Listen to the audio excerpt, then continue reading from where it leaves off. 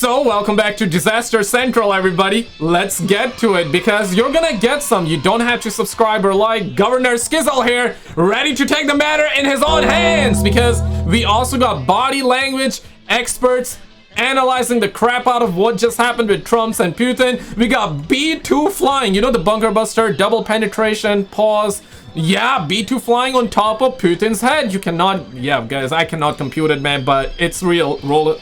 Trump walked into the summit feeling confident. He held the cards and he greeted Putin on the tarmac, and he had F-22s and B-2 bombers fly over Putin's head. He was speaking Vladimir Putin's language of force. Putin, you can watch, is surprised when it happened. Trump looks up and then all of a sudden Putin watches behind him. Oh my God. Putin appeared rattled. Trump owned the moment. Those are F-35s, right? Yeah, F-35s and B-2, bros. That's, oh my goodness, flying on top of Putin's head. All he wanted was one last American hamburger on his ex-land. Yeah, you know, Alaska is Russia's ex, right? You feel what I'm saying? That's what he wanted, but homie Trump out here flying those B-2s on top of his head. Yo, next time, yo, he might drop a SAR bomb or something like that, bro. Chill. But it didn't get Trump the ceasefire he wanted, and now the war continues, the killing continues. We don't know exactly what the fault lines are. Yeah. Trump agreed to this thinking that Vladimir Putin was coming to Alaska to make up, because Putin had completely exhausted Trump's patience. Right. Trump feels pretty angry. You can see that in the body language. And we're going to get to that. Trump really thought he would get a deal here. And Putin has reneged on deals with Donald Trump many times before. We don't know if Trump's going to impose those crippling sanctions right now, but there's going to be a lot of pressure to do it. And we do know the next move is Donald Trump's. Thank you for watching. Lot of pressure, and thank you indeed for watching. But guys, you're not ready for this one. I wish I could say psych, but roll it. Ghislaine Maxwell cleared to leave prison? What? Do you believe that she's credible? I didn't talk to him about it, but I will tell you that whatever he asked would be totally appropriate, and it's not an uncommon thing to do that. And I think he probably wants to make sure that, you know, people that should not be involved or aren't involved are not hurt by something that would be very, very unfortunate, very unfair to a lot of people. So I know this. I didn't discuss it with him, but anything he talked about with her, or the fact that he did that, not unusual, number one, and most importantly, is something that would be totally above board. No, bro. What? Ghislaine Maxwell. Release the files? No, release the PD files. Cannot say the full word on YouTube, but that is crazy. Ghislaine Maxwell let out of prison on work release? What? Say psych. Maxwell is let out of prison? No. Yo, no way, Is this a soft launch for a part? I guess so. She gonna be gone soon? Yeah. Oh Just my God. 24 hours of talking tough on crime. The Trump administration is now giving Ghislaine Maxwell permission to leave her low security prison for work assignments. Does this sound like justice to you? Well, this is the way I see it. I am a pragmatic person. I would let this bitch free if she was able to sing like a canary. I don't have a problem. I'm gonna be real. Yeah, if the outcome is good, right? If, you know, justice is served, if the names comes out and, you know, the files get released. Yeah, if the big picture is good, if the outcome is good, then yeah, right? Like, okay. Yeah, actually don't have a problem with this as long as it leads to convictions. But I think that if she is leading us along, if she cannot provide the evidence, I think we fucking execute her. If you got us on this dog and pony show, she a fucking sex trafficker. If you want to go and you don't get anybody got, no. You cannot say that word on YouTube, bro. What? You're done. And that's the way I think about it. If it was up to me, as I said, if I was ever the president, my biggest inhibitor would be the 8th Amendment. Okay? That's the way I see it. That's where I'm at. As a governor, I don't know what's an 8th Amendment is, guys. Yeah. Now, honestly, bro, as a governor, I just gotta say we need to bring in Detective James Stokes, bro. You know what I'm saying? Yeah, we need Detective James Stokes. Yeah, play the Undertaker music, man. We need the Undertaker, man. We need Homeland. Okay, maybe not Homelander, but we need A-Train, though. We need A-Train. Yeah, shout out to the homie Dr. G, guys. So this is a crazy one. Real quick, though, I gotta shout out Megs, Elizabeth, and Steven. Thank you guys so much for all the love on the channel, supporting the channel and all that. I just became 29, and sadly became 29 just a couple of hours ago, and I was like, damn, where have the times gone, man? You guys feeling like time's flying fast? Yeah, that I guess that's a topic for another video, but where have the times gone, guys? Okay, let's get to it. Roll it. All right, let's go. Thank you guys so much for being here, man. Appreciate it. So what we're going to be watching first is President Trump waiting for President Putin to walk over to him so they can walk together on the literal red carpet. Let's just jump right in. Yeah, let's jump into it. Let's find out. So the homie is standing, waiting. So yeah, you there saw we go. a very brief lick of the lips, and then you saw the smile. President Trump, I think, is actually excited about this meeting. It looks like he's in high spirits. We're not seeing any signs of dominant body language yet. One thing that President Trump has a tendency to do is to turn his nose up to people if he feels like he's superior to them. We're not seeing that in his default body language yet, but we're going to watch and see if it happens. Yeah. Okay, so far so good, I guess, right? Claps again. That's good. Clapping is very good, apparently. So he's also facing President Putin as he walks over. He's not looking away or waiting for him to get there. This is once again an overture to feel warm, to feel like he is welcomed there. So body language wise, President Trump is actually doing quite a lot trying to make sure that President Putin feels welcome as he walks over to him. That's good. That's good. You don't want to be welcome with Tsar Bomba. You can also see how open his body is. He's not doing anything that appears uncomfortable. It looked like President Putin just nodded at President Trump, and then it looked like he gave a thumbs up. Watch this right here. Yeah, he gave a thumbs up. Yeah. So the homie Putin also was nod. Like, looks like maybe a thumbs up or some kind of hand signal. And then he reaches over before he actually gets to them. This shows that there appears to be genuine warmth between the two of them. This appears to be... It's like a high school reunion. Yeah, that was... At first, it felt like that Putin was going for a fist bump. Like, he was in a high school, right? Okay, no, that's good. That's good. You know, two of the world's most powerful leaders meeting together. That's good. Handshakes, fist bumps. That's all what we want. We don't want Tsar Bomba and mother of all bombs, right? Like, you definitely don't want that. So, be a meeting where neither one of them, at least yet, is showing any overt signs of trying to display power within their body language. That looks like more that they're trying to appear welcoming and they're trying to appear connected. Now, I do want you to watch something very important about the way that President Trump does his handshake. Okay. Yet, he said. He's just waiting for it. He brings what you're seeing right here is a very normal handshake, which may seem obvious. That may not seem remarkable in any way. However, President Trump is notorious for yanking people towards him. He does this to world leaders too. He's not doing that right now, which means he's not doing any overt signs of trying to do some sort of power play. Ooh. He did a little bit, I guess, but okay, no, I get it. Like, he did not pull him like completely in. Pause. You may have seen there were mutual arm touches. We tend to do that with people that we like. We tend to do that when we feel connected to somebody. So President Putin touched President Trump's arm and then vice versa. We tend to mimic people when we want to get along. So the idea that President Putin did it first, President Trump responded, this really speaks to the fact that they do actually want to get along, and they likely do get along. Yeah, that's good, I guess. Oh, there's the finger. So he's telling him like his high school story.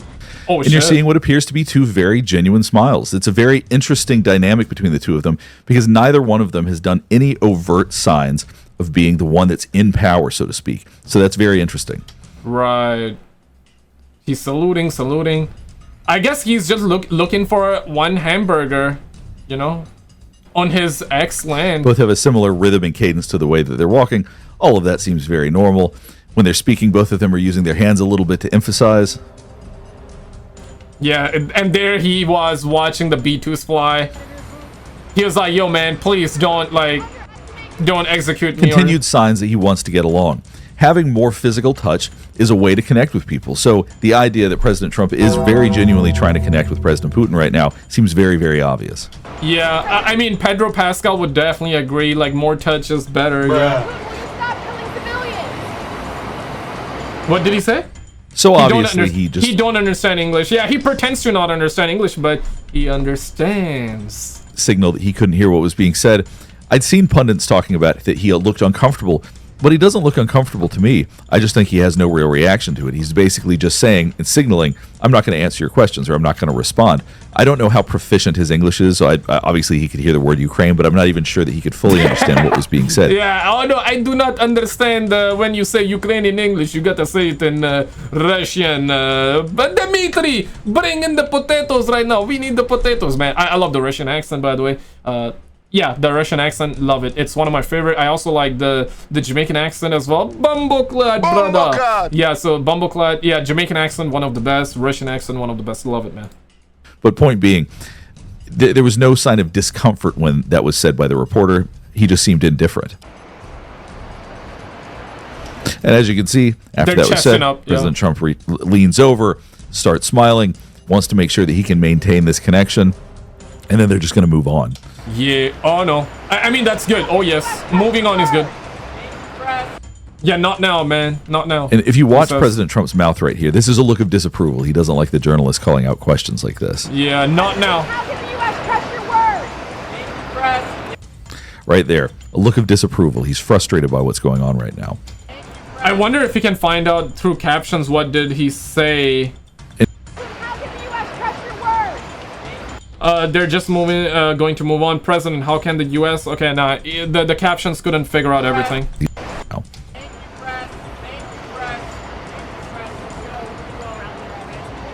Yeah, what did you just say? You want the American hamburger? Have you ever Googled your own name or email address? Before I had Aura, I did, and wow. Yeah, that was sneaky there, Dr. G. That was very, very sneaky. We love you here, Dr. G. So yeah, definitely, guys, try out Dr. G, aura.com, Dr. G for his sponsor. Absolutely, we love you here, man. 14-day free trial, but next. Off all of these data broker sites. .com/go to this part, but this is the two of them waiting for the summit to start. So press is just in there for a couple of minutes before they come back later on. Yeah, if you look, they're doing basically the same thing with their hands. They both steeple. They both do small steepling. Steepling is basically this. If you're the CEO, the head, if you're the leader, oftentimes you do this because that makes you the expert. Steepling oftentimes signifies this. So you can see both of them doing that. Neither one of them is doing it strongly, but this is actually very common with President Trump. He does this when he sits oftentimes, and it appears that President Putin does something similar. So their body language is actually quite similar right here, which I think is really interesting. Taking notes, guys. Take notes. Now, one thing you're not seeing is either of them doing any sort of big body language that makes them seem like the most powerful person in the room. They're both basically doing the same thing. Now we're going to listen to their statements after the meeting. We're going to see if the body language changed. All right, let's just jump right in. Now you're already seeing that President Trump has his mouth bunched up, doing this. Now he typically does this when he's feeling frustrated or stressed. So I'm going to guess that this did not quite go the way he wanted. Mr. President, ladies and gentlemen, You're also seeing some of this. He tends to do that when he's frustrated. We're going to get some more of that in a little bit. But if you watch President Trump's face, you're already seeing that this is not something that matches the energy we saw before. Negotiations have been held in a constructive atmosphere of mutual respect. We had very thorough negotiations that were quite useful. I would like to thank once again my American counterpart for the proposal to travel out here to Alaska. It only makes sense that we've met here because our Now, the way that President Putin talks is pretty standard for giving a prepared speech. He raises his eyebrows at times when needed, but you're not seeing any real emotion there. You're just seeing someone providing a speech. Now, President Trump, on the other hand, I want you to keep an eye out on him because he doesn't sit still very well. He's not always the most patient person when it comes to other people speaking, so he does move a lot. You're going to see that in just a minute. Our countries, though separated by the oceans. Yeah, he does that. He does that a lot, man. Okay, so yeah, in Alaska, ex-Russia's, man. That's Russia's ex. Close neighbors. So when we've met, when I came out of the plane and I've said, good afternoon, dear neighbor. Very good to see you. My left ear is enjoying that. In good health and to see you alive. And you can see now President Trump is smiling right now, and that does seem genuine. It's not that whatever happened was catastrophic. I just think that he appears frustrated. Once it closes up on him, we're going to get more into that. But they're still trying to connect. They still look towards each other. That's all pretty normal body language for two people that are getting along. So I don't think that somehow the relationship has changed after this meeting. I just think that President Trump didn't necessarily get what he wanted out of it. I think that is very neighborly. We're going to skip ahead a couple of minutes because there's no major changes in body language, certainly not from Putin. And President Trump, he still continues to move around a lot, as you would expect, because that's typically what he's like getting impatient, right? So probably he does. Very much, Mr. President. That was very profound, and I will say that I believe we had a very productive meeting. There were many, many points that we agreed on. Most of them, I would say, a couple of big ones that we haven't quite gotten there, but we've made some headway. Right. Don't know about that, but okay. So look at his face right now compared to the way he looked on the tarmac. Now, obviously, it's much later in the day. Perhaps, like, yeah, he needs later in the day. He's tired. Like, he needs some caffeine, right? He gotta wake up. So he may be tired, but he looks disappointed. This is not the face. This is not the beaming that he typically does when he's had a big victory. So Yeah, I don't know, man. Yeah, those B2s didn't help, man. Damn, man, flying those B2s overhead didn't help, bro. That's crazy, man. Yeah, right. Now, it's not, once again, that it was catastrophic, but I think he's disappointed. For there's sure. no deal until there's a deal. I will call up NATO in a little while. I will call up the various people that I think are appropriate, and I'll, of course, Russia don't like NATO, though, so I don't know about that, man. call up President Zelensky and tell him about today's meeting. It's ultimately up to them. They're going to have to agree with what Marco and Steve and some of the great people from the Trump administration who've come here, Scott. And So you see that he does this when he's frustrated. We've seen him do this before. So when you see him in meetings talking about Epstein, for example, you see some of that. There's a frustration that he's experiencing right now as he's talking about this, because he's not out here announcing some massive victory. He's saying it's ongoing. We're going to continue to talk about this. great people from the Trump administration who've come here, Scott and Yeah, That's the look right there. John Radcliffe. Thank you very much. Thank you. Some of our really great leaders, they've been doing a phenomenal job. We also have some tremendous Russian business representatives here, and I think, everybody wants to deal. Another thing that he's not doing is raising his eyebrows as he talks, because when we do that, it brings attention to our face. He doesn't feel any major victories here, so he's not, once again, bringing attention to what he's saying. He's speaking a lot more quietly. You're not seeing the arms out at all. When President Trump is feeling excited about something, when he's really going at it, he moves his arms out. He emphasizes as strongly as he can. We're hearing almost no emphasis right now, which is highly unusual for him, actually. With us, we've become the hottest country anywhere in the world in a very short period of time, and we look forward to that. We look forward to dealing. We're going to try and get this over with. We really made some great progress. And that may be true. But what we're seeing right now is that it wasn't a victory. It wasn't an outright victory. It was just progress. And that's Damn, right now it looks like Putin on top right now, man. Damn, that's pause. You definitely don't want the homie Putin on top, okay? Not like that way. Guys, come on, stop picturing that. But yeah, I mean, we definitely needed another B2 though, so we definitely need another B2, man. Even the B2s didn't help. Damn, man. You just needed an American hamburger, bro. He just wanted an American hamburger, bro. Like extra cheese, double cheese, right? Extra diabetes and all that, bro. Like you need like extra cola, extra diabetes, right? Yeah. Just needed extra sugar, man. Extra fries, extra double cheeseburger, cheese, and all that. And you had him. You had him. Simple, bro. Simple. You just needed some good food, bro. Not the B2s. It's not what he wanted. So I do think, once again, he appears disappointed, he appears frustrated, not necessarily at anybody, but just at the fact that he didn't get what he wanted. Relationship with President Putin, with Vladimir. We had many tough meetings, good meetings. We were interfered with by the Russia hoax that made it a little bit tougher to deal with, but he understood it. See, as soon as he brings up Russia, he's back in his element for a second. He seems a little more fluid then, slightly more animated. But when he's talking about this meeting, it's just not there. By the Russia hoax that made it a little bit tougher to deal with, but he understood it. I think he's probably seen things like that during the course of his career. He's seen it all. But we had to put up with the Russia hoax. He knew it was a hoax, and I knew it was a hoax. See, you're getting a little bit more emphasis out of him. He feels a little bit more excited talking about these kinds of things, because this is really in his wheelhouse. But what was done was very criminal. But it made it harder for us to deal as a country in terms of the business and all of the things that we'd like to have dealt with. And as you can see right here, President Trump is facing Putin. The goal of that is so that Putin will feel that connection, to see that he's facing him, that he feels that connection. President Trump really does focus on relationships. That's a big part of how he operates. And the gesture right here was a way to try to like wake him up, right? Like, hey bro, like don't forget I'm here, bro. Like I was the one that flew B2s over top of your forehead, right? Like, yeah, bruh. Me, like I did that, right? Which you were looking around and yeah, you were anticipating and all that. Yeah, I did that. So yeah, just gotta make sure he realizes. Make sure that connection is still open. Thank you very much, Vladimir. Yeah, thank you. Next time, Vladimir. Elon Musk. Oh, that's Yo! Oh my god! He spoke English! He knows English! That's what I've been trying to tell y'all, bro. That motherfucker knows English, though. He knows English! He knows English! We demand answers! We demand answers! Cut the taxes! Stop them! Taxes are theft! Taxes are theft! America gotta wake up! Y'all gotta wake up! We the people gotta wake up! We demand answers! We demand answers! Yeah, man. No, absolutely, bro. He knows English, bro. Guys, we need to wake up. We need to wake up. People need to wake up, bro.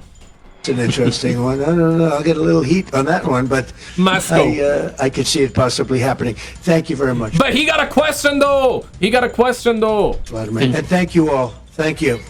Thank you. Thank you so much. She got a question. So once again, we got a normal handshake out of President Trump. There was no sort of power plays there. And really, in terms of body language, there weren't any power plays during this segment either, from either one of them, from what I could tell.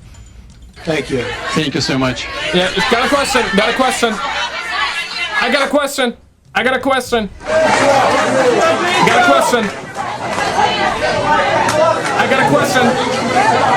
But and there's that look again of disappointment from President Trump. Look at this expression on his mouth right here. Yeah. Damn, yeah. So we'll go ahead and wrap things up. One thing I do... Things could have been worse at least. The meeting happened, I guess, right? We'll find out. I want to point out about this handshake that's also worth noting is that as we look at whether or not people are trying to assert their dominance and assert their power, neither one of them, as I've talked about before, is turning their nose up to the other one. Nobody's doing anything that overtly suggests they're trying to grab power right here or that they want to appear more powerful. Yeah. So that's interesting that neither one of them did anything like that. It's good because right now I feel like, yeah, the homie Putin said next time in Moscow, right? Yeah, because this time it was in Alaska, Russia's ex, in America right now, right? So yeah, the homie was able to fly them B2s. If it goes down in Moscow, there would be no B2s. It would be whatever Russia got, right? Like, yeah, man, Putin is definitely gonna fly those, bro. He's gonna be like, yeah, for the Russia, for Mother Russia, I gotta fly those right now. I guess you wanna do that. But did you see this video, man? Because they be talking about aliens and UFOs right now on an official government level, and the situation is kind of wild. Check it out, and I'll see you right there. The situation is wild, man.